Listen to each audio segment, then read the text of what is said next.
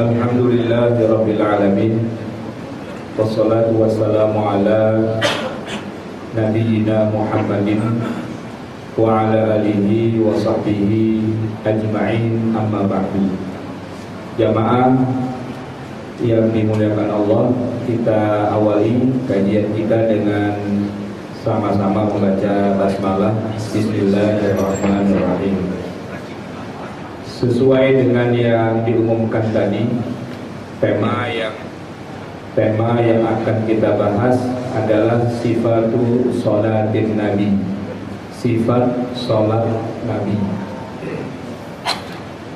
Judul ini di dalam buku yang saya tulis merupakan bagian dari studi kritis terhadap buku yang ditulis oleh Muhammad Nasiruddin Al-Albani.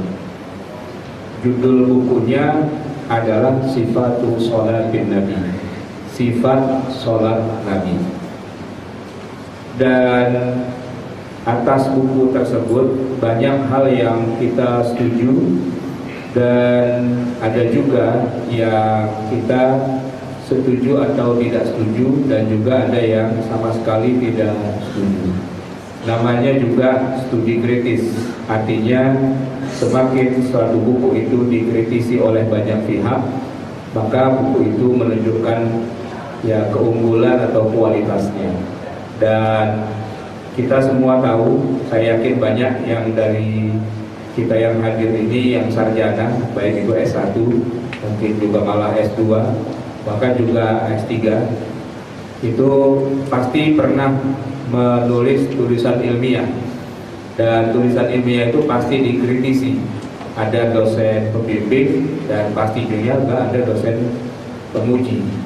Dan kalau sebuah skripsi atau tesis atau katakanlah disertasi belum diuji, ya berarti yang nulisnya belum sah menerima gelar tersebut. Kalau belum ujian, ya berarti belum dianggap lulus. Maka kalau kita melakukan studi kritis terhadap sebuah karya, ya tentu belum bisa dikatakan langsung bahwa kita memprotes atau menjelekkan, tapi bisa juga kita memberikan penilaian-penilaian yang memang sifatnya yang memang sifatnya ini menambah wawasan dan pengetahuan. Jamaah yang dimuliakan Allah, kita mulai dari yang pertama, hal-hal yang kita setuju dan kita dukung, yang sudah jadi kesepakatan bahwa seluruh kita umat Islam tidak boleh sholat kalau tidak mencontoh kepada Nabi Muhammad SAW, baik gerakannya ataupun bacaannya. Dan tidak ada satupun ulama yang mengajarkan kalau sholat jangan ikutin Nabi, ikutin saya aja. Itu nggak ada. Ya. Kalau sampai ada ustadz atau kiai atau ulama ngomongnya begitu, udah sholatnya ikut saya aja, nggak usah ikutin Nabi gitu. Nah itu tentu udah kita buang, kita tinggalkan jauh-jauh. Kenapa? Karena yang namanya sholat itu adalah ibadah yang paling dasar. Untuk itu Allah mengutus Jibril alaihissalam sebagai utusan yang diperintahkan untuk mengajarkan teknik sholat.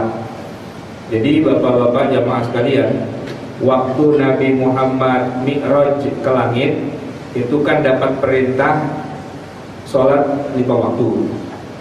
Tapi yang disepakati di waktu itu hanya masalah berapa kalinya, belum bicara tentang bagaimana teknis mengerjakan sholatnya. Baru deal sehari 5 kali gitu. Nah, adapun teknisnya itu besok ketika Nabi sudah turun, sudah pulang ke Mekah, waktu itu belum hijrah ke Madinah, Jibril kemudian turun. Nah, barulah saat itu Jibril memberikan contoh langsung bagaimana sholat yang update, yang terakhir gitu ya. baik mengenai waktu yang 5 itu, karena yang tadi malam baru ngomong 5 tapi waktunya kapan tuh belum.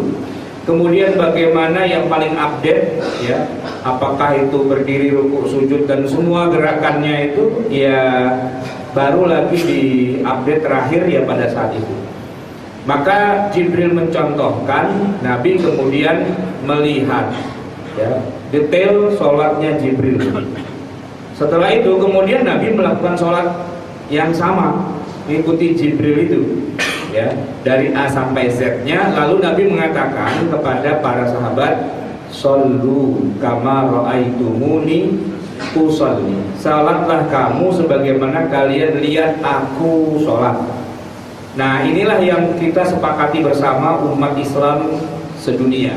Tidak ada satupun ajaran yang intinya meninggalkan Nabi, tidak ada. Nah, tinggal nanti yang jadi masalah bagaimana informasi dari Nabi atau dari para sahabat itu sampai kepada kita. Nah, informasinya inilah yang kemudian nanti bisa terjadi perbedaan pendapat. Kenapa? Karena kadang-kadang gitu ya, dalam gerakan sholat itu ada riwayat yang satu dengan yang lain di antara para sahabat itu ternyata beda. Ada yang meriwayatkan Nabi sholat tangannya ini apa namanya, jempolnya ini waktu takbiratul ihram itu menyentuh telinganya. Jadi Allahu Akbar. Itu hadisnya sahih, Pak. Diriwayatkan lewat jalur riwayat yang bersambung sanadnya muttasil, para perawinya thiqah sampai kepada kita. Tapi di lain waktu kita juga menemukan hadis di mana Rasulullah ternyata mengangkat tangannya tidak sampai telinga, hanya sebatas pundaknya, hadwa mankibaihi, dan hadisnya juga sahih juga. Nah, barulah nanti di situ muncul kita punya dua pilihan. Apakah kita memilih salah satunya saja, atau boleh kita memilih dua-duanya dengan cara kadang-kadang pakai ini, kadang-kadang pakai itu. Tapi jamaah sekalian, mau yang manapun yang telinganya kena jempol atau yang di sini, nah itu semua punya rujukan hadis kepada Rasulullah. Maka dua-duanya itu termasuk sifat sholat Nabi, karena memang ada rujukannya. Kalaupun berbeda, hadisnya yang berbeda, kitanya ikut, pokoknya asal hadis itu sahih sampai kepada Nabi kita pakai. Nah, jamaah yang dimuliakan Allah, ternyata kalau kita buat dari awal sampai akhir, rupanya hadis-hadis yang sama-sama sahihnya itu seringkali bertentangan satu dengan yang lain ya. Kadang-kadang diriwayatkan Nabi tangannya di dada, tapi kadang-kadang di bawah dada. Bahkan ada juga riwayat yang menyebutkan di bawah pusar gitu ya. Nah, itu dari hadisnya sendiri sudah berbeda. Ketika membaca basmalah misalnya, Rasulullah di dalam hadis yang sahih diriwayatkan oleh Imam Bukhari dan Muslim, disebutkan oleh sahabat Anas bin Malik bahwa beliau ini maksudnya Anas bin Malik, selalu sholat di belakang Nabi dan tidak pernah mendengar Nabi membaca basmalah.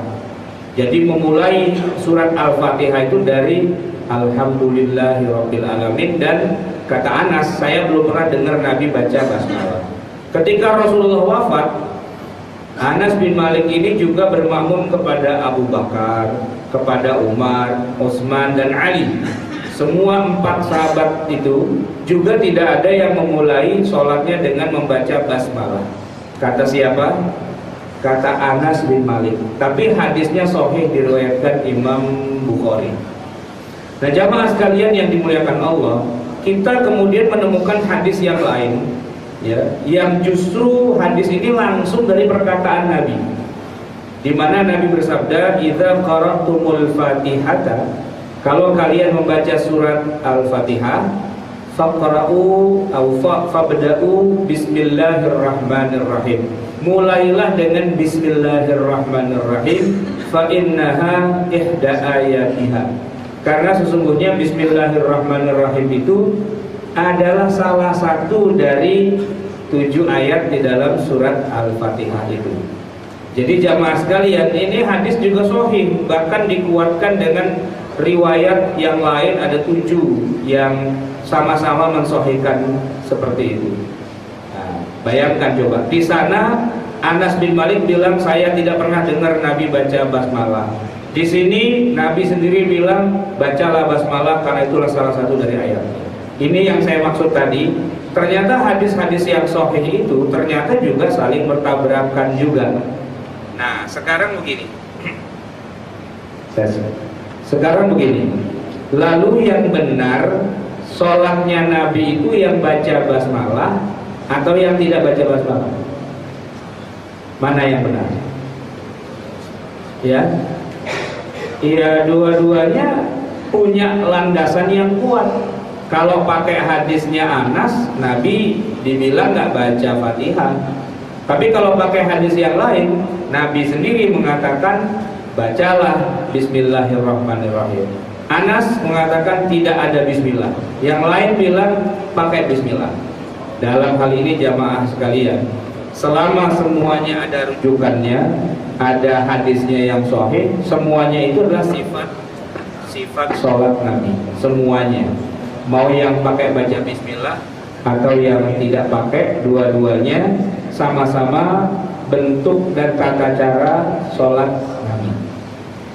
Contoh yang lain misalnya jamaah yang dimuliakan Allah, ketika Nabi disebutkan dalam tasyahud akhir, beliau itu menjulurkan telunjuknya, ya, dan hadisnya sahih. Beliau menjulurkan, bahkan di sebagian hadis lagi disebutkan beliau menggerakkan. Jadi tasyahud itu, at-tahiyatul mubarakatuh sholawatu, itu Nabi menjulurkan dan menggerakkan jarinya. Seluruh ulama sepakat bahwa hadis itu sahih. Nabi menggerakkan jarinya. Hanya saja jamaah yang dimuliakan Allah, bagaimana cara menggerakkan jarinya itu, ya, disitulah nanti para ulama berbeda pendapat. Anggaplah madhab Asy-Syafi'i. Madhab Asy-Syafi'i dengan menggunakan hadis ini mengatakan bahwa menggerakkan jari atau menjulurkan itu memang benar, tapi hanya sekali saja, tidak berkali-kali.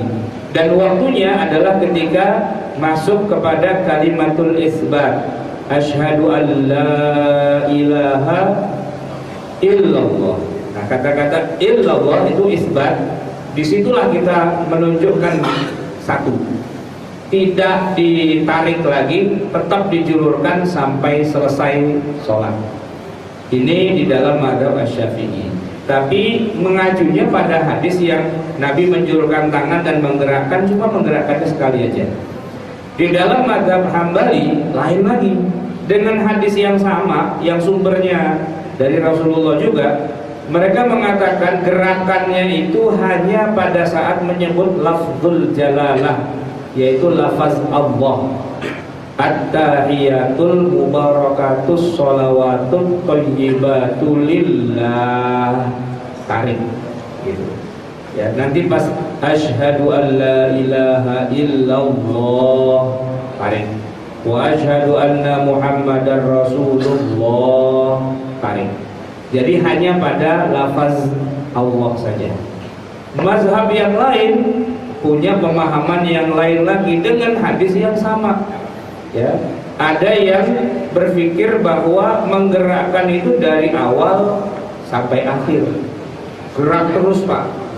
Dari awal. Asyhadu an la ilaha illallah wa asyhadu anna muhammadar rasulullah. Dan yang menggerakkan ini ternyata sesama yang kelompok menggerakkan ini, di dalamnya juga pecah-pecah juga. Karena ada yang gerakannya atas bawah, tapi juga ada yang gerakannya itu kanan kiri. Kan sama juga menggerakkan juga. Ada atas bawah, ada kanan kiri, bahkan ada yang menggabungkan antara atas bawah dan kanan kiri jadi muter gini. Asyhadu an la ilaha illallah wa asyhadu anna muhammadar rasulullah. Muter dia Pak, gitu ya. Cuma belum ada yang dibalik asyhadu an la ilaha illallah. Belum ada ya. Nah, sebab kalau yang begini nggak ada satupun yang mengatakan itu. Nah, semua sepakat yang dijulurkan atau yang digerakkan itu adalah telunjuk. Coba kita perhatikan umat Islam seluruh dunia, tidak ada yang menggerakkan itu jari kelingking apa jari manis, itu nggak ada.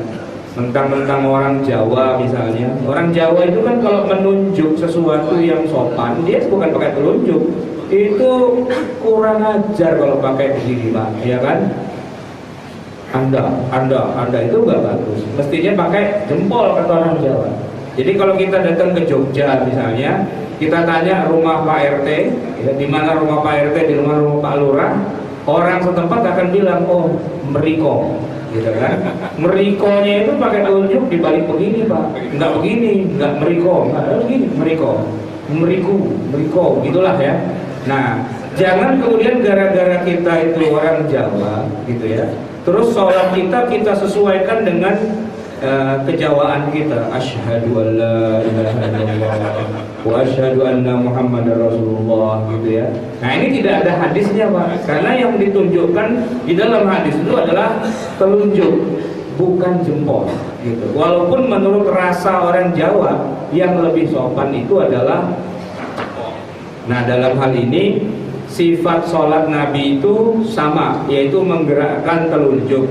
Hanya nanti di dalam menggerakkan telunjuk bisa terjadi perbedaan pendapat.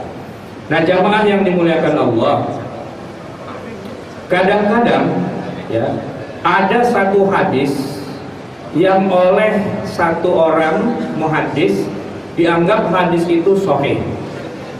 Tapi jangan kaget Pak, kalau ternyata oleh ahli hadis yang lain hadis itu dianggap belum masuk kategori sahih. Jadi Pak, sahih tidak sahihnya hadis itu bukan wahyu yang turun dari langit. Nabi sendiri itu tidak pernah bilang. Misalnya beliau bersabda, innamal a'malu binniyat. Nabi itu nggak pernah bilang, catat ya, ini hadis sahih nih. Enggak Pak. Yang bilang suatu hadis itu sahih atau tidak sahih itu bukan Nabi. Makanya di zaman Nabi Pak, tidak ada hadis yang tidak sahih. Semua hadis pasti sahih. Ya sahih lah, orang yang ngomong Nabi, yang dengar sahabat, gimana nggak sahih? Nggak mungkin kan Nabi bilang, hadis ini nggak sahih, jangan dipakai ya. Ini urusan sahih tidak sahih ini tidak ada di zaman Nabi. Adanya nanti setelah 200-300 tahun kemudian, ya banyak terjadi pemalsuan hadis. Oleh karena itu muncullah para kritikus hadis, para ahli hadis yang dalam hal ini pekerjaannya adalah memastikan apakah hadis ini valid, ya benar-benar sanadnya sampai kepada Rasulullah atau tidak. Tapi dalam perjalanannya para ahli hadis ini sering juga tidak sepakat. Ada yang bilang sahih, ada yang bilang tidak sahih. Misalnya Imam Bukhari Pak. Imam Bukhari ini beliau tuh tidak hidup di zaman Nabi, ya. Nabi udah lewat, udah kemana-mana, udah sekian ratus tahun baru Bukhari lahir, gitu. Nah, kita tahu sekarang ini kalau kita ingin menemukan hadis yang sahih, salah satu yang menjamin kesahihan hadis itu adalah misalnya Imam Bukhari. Maka kita bacalah kitabnya Sahih Bukhari. Sekarang yang jadi pertanyaan gini Pak, dari mana Imam Bukhari bisa mendapatkan kepastian bahwa hadis yang dia tulis itu sahih? Dari mana? Apakah dari wahyu? Enggak mungkin. Kalau dari wahyu berarti Bukhari itu adalah nabi, sebab dia terima wahyu. Dari mana dia mendapatkan informasi bahwa hadis itu sahih? Ya tentu dia mengadakan penelitian. Penelitian itu artinya berdasarkan kemampuan si Bukhari dalam menganalisa. Memang menurut jumhur ulama, ya khususnya setelah zaman Ibnu Shalah, dikatakan bahwa kitab hadis yang paling sahih sedunia itu adalah Sahih Bukhari. kitab tersohih nomor 1 setelah Al-Quran pastinya. Dan kitab tersohih kedua setelah Bukhari adalah Sahih Muslim. Jadi Bukhari dan Muslim itu adalah dua maestro hadis. Tapi meskipun keduanya maestro hadis, ingat bahwa orang yang seperti Bukhari, yang seperti Muslim, kemampuannya dalam meneliti hadis itu gak cuman ya mereka berdua, tidak.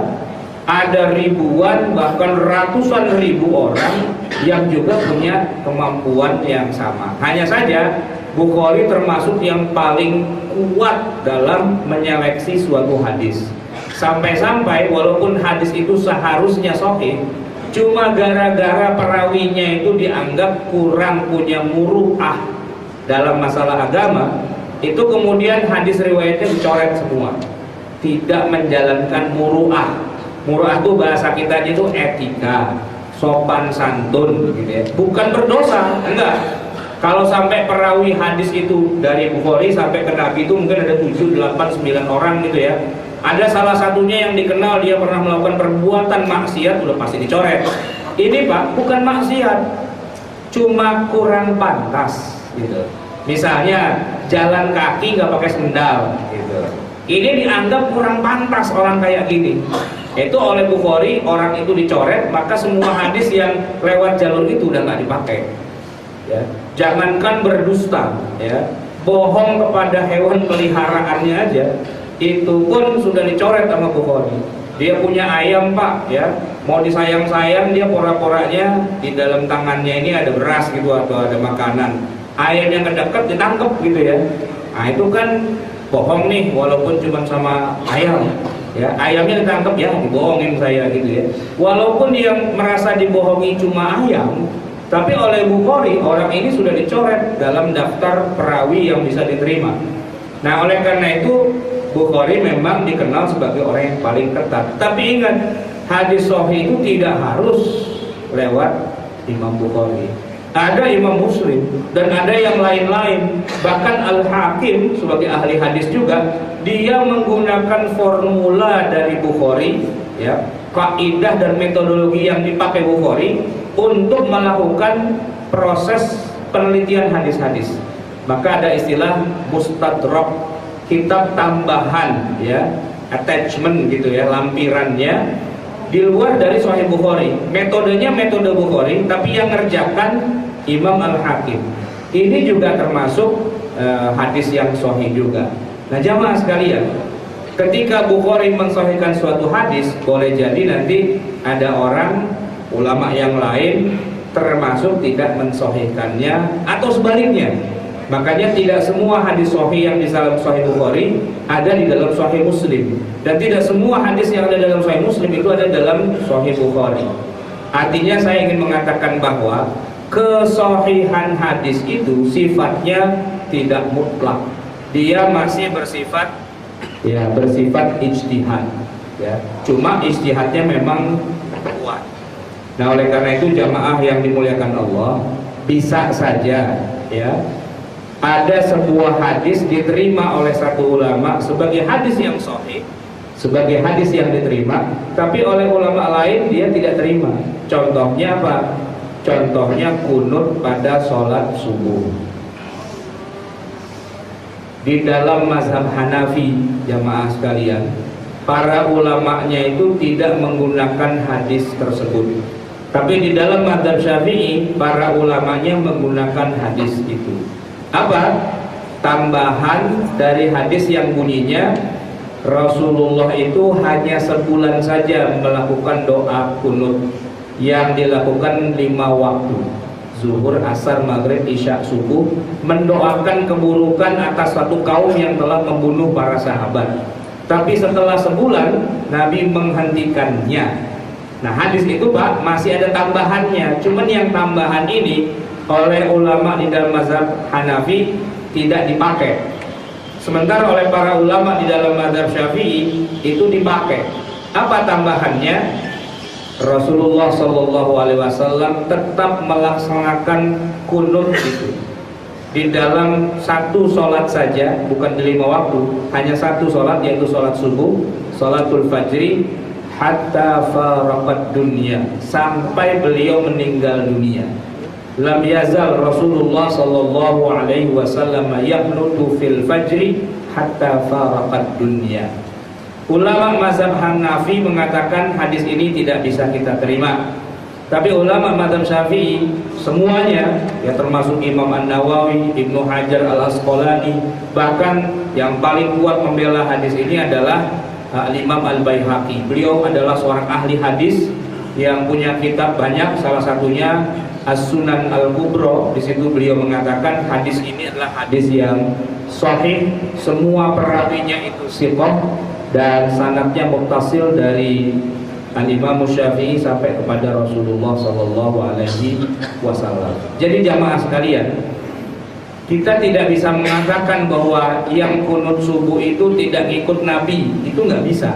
Kenapa? Karena dasarnya ada sebuah hadis yang diyakini kesahihannya oleh banyak orang yang ahli hadis. Ya, walaupun mungkin kita harus terima juga bahwa ada sebagian ulama, yaitu dari kalangan mazhab Hanafi, yang tidak menerima kesahihan hadis itu. Jadi yang subuh kunut itu sesuai dengan Nabi, yang subuh tidak kunut itu juga sesuai dengan Nabi. Tidak ada yang salah atau yang keliru, karena semuanya sudah bisa dipastikan merujuk kepada apa yang dicontohkan dan dilaksanakan dan diajarkan oleh Nabi sendiri. Hanya kalau terjadi perbedaan periwayatan, selama yang mensahihkannya itu adalah para ulama juga, ahli hadis juga, kita tidak bisa menolak atau menafikan. Nah, oleh karena itulah sebenarnya jamaah sekalian, sifat sholat Nabi itu ya memang sudah kita kerjakan. Bapak-bapak itu berangkat dari mazhab yang mana saja, mau itu mazhab Hanafi atau Maliki atau Syafi'i atau Hambali, tidak ada satupun yang tidak merujuk kepada Rasulullah Sallallahu Alaihi Wasallam. Semuanya gitu. Cuman kalau nanti ada orang yang bilang, tapi yang lebih sahih yang ini, jawabnya gini Pak, itu kan menurut ente, itu kan tes. Itu kan menurut Anda hadis ini sahih, tapi menurut ulama yang lain hadis ini nggak bisa diterima. Jadi nggak usah menyalahkan satu dengan yang lain. Kecuali Pak, ada gerakan sholat yang tidak pakai hadis sama sekali, dibikin-bikin. Tadi yang pakai jempol itu dibikin-bikin, itu memang bukan sholat Nabi. Ya, misalnya ada orang Betawi jago silat, ya. Betawi jago silat, ya. Biasa Pak, refleksnya udah peka. Begitu ditowel dia langsung nangkis gitu. Ini kan Pak sering kejadian. Kalau kita lagi sholat sendirian, katakanlah ba'diyah, tiba-tiba ada jamaah baru muncul. Wah, ini orang sholat sendirian nih. Yuk kita jadi makmum, dicolek Pak. Nah, ini gerakan mencolek ini sebenarnya tidak ada contohnya dari Nabi. Ya, tidak ada. Dicolek orangnya berbalik, ya, tangannya langsung dipelintir, dibanting, jatuh misalnya. Kenapa? Jawara lagi sholat, ya, jawara silat lagi sholat gitu. Nah, itu yang harus hati-hati. Tindakan mentowel itu, nah itu tidak ada contohnya sebenarnya. Kalau mau jadi makmum aja, nggak usah towel-towelan seperti itu, ya kan? Nah, gerakan-gerakan yang ada rujukannya itu semua kembali kepada Rasulullah.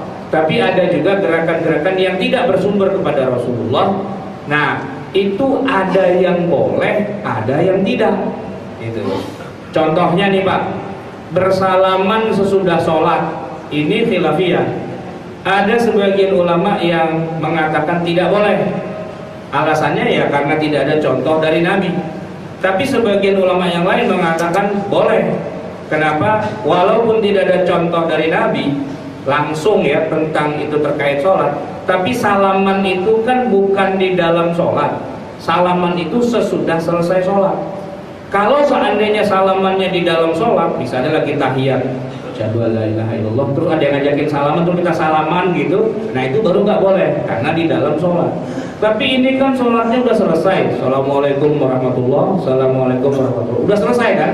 Kalau sudah selesai berarti sholat sudah selesai. Habis itu ada yang mau berdiri langsung keluar, boleh. Misalnya dia kebelet, boleh, karena sholatnya udah sah, udah salam, ya kan? Ada yang langsung berdiri jalan, boleh. Bahkan berdiri langsung muter-muter masjid, boleh. Bahkan langsung push up juga boleh. Assalamualaikum warahmatullahi wabarakatuh. Assalamualaikum warahmatullahi wabarakatuh. Dia langsung push up 10 kali, boleh nggak? Ya boleh, kenapa? Orang sholatnya udah selesai. Kecuali dia lagi sujud terus push up 10 kali sambil sujud sambil push up, nah itu nggak boleh. Karena itu sesuatu yang ada di luar di luar dari gerakan sholat yang sesungguhnya. Tapi kita harus menghargai ketika ada yang bilang tidak boleh salaman, karena dianggap nanti kalau selalu habis sholat itu salaman, takutnya nanti orang menganggap salaman itu adalah rukun yang ke-14, ya. Jadi rukun yang ke-13 itu kan yang terakhir tuh. Terakhir adalah salam. Nah, 14 salaman gitu ya.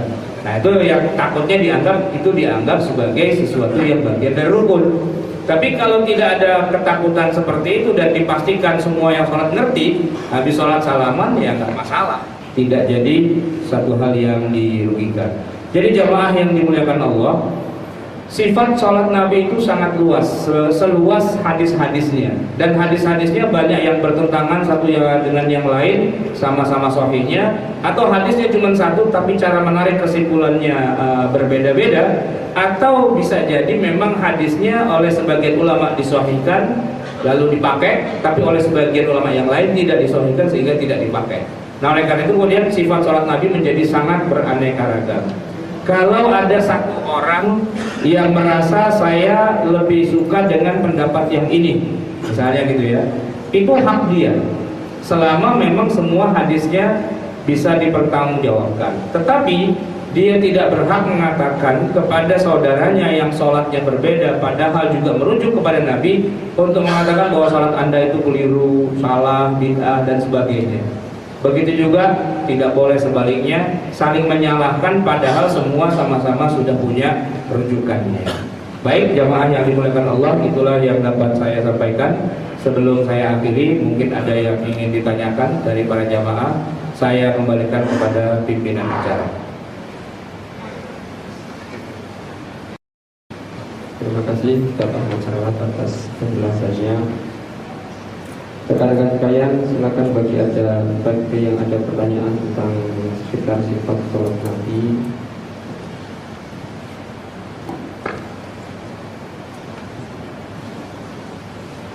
Terima kasih. Assalamualaikum warahmatullahi wabarakatuh. Yang terakhir tadi kami ingin tahu dasarnya bahwa dalam orang yang datang terakhir ini menyebut salat dengan orang yang sudah duluan itu tidak boleh dengan royal begitu. Bagaimana mengenai niatnya nanti kalau dia tidak ada definisi tahu, jadi niat awal kan dia salat sendiri aja. Padahal innamal a'malu binniyat. Bagaimana itu juga? Terima kasih. Ada lagi barangkali sekalian?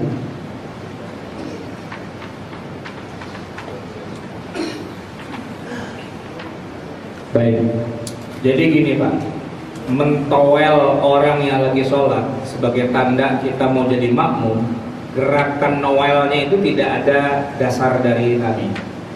Jadi tidak ada perintah Nabi kalau kamu mau mengangkat orang jadi imam jangan lupa ditowel pundaknya, itu nggak ada gitu. Ya jangankan hadis yang sahih, yang dhaif aja nggak ada, yang palsu juga nggak ada juga gitu. Nah jadi gerakan towel itu adalah inisiatif aja.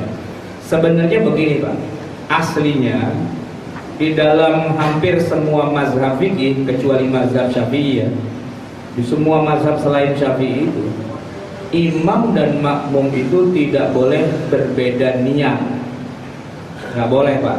Jadi kalau orang yang lagi sholat ba'diyah itu kita towel dan kita niatnya sholat zuhur, itu nggak sah, karena imam niat apa, makmum niat yang lain. Itu namanya mensana in corpore sano. Dia mau ke sana, kita mau ke sono. Itu nggak nyambung, nggak boleh gitu. Di dalam seluruh mazhab rata-rata tidak boleh, harus ada kesamaan niat. Jadi kalau kita mau jadi makmum, ya kita harus tahu dia sholatnya sholat apa dulu. Sholat ba'diyah, ya kita sholatnya hanya boleh ba'diyah. Tidak boleh orang lagi ba'diyah kita sholat zuhur, itu nggak sah. di semua mazhab, kecuali satu mazhab yang membolehkan, yaitu mazhab Asy-Syafi'i. Di dalam mazhab Syafi'i freestyle, terserah imam mau ke sono, kita mau kemana, kagak ada urusan, gitu kan. Jadi imam tidak perlu merubah niatnya, bahkan dia tidak perlu berniat jadi imam.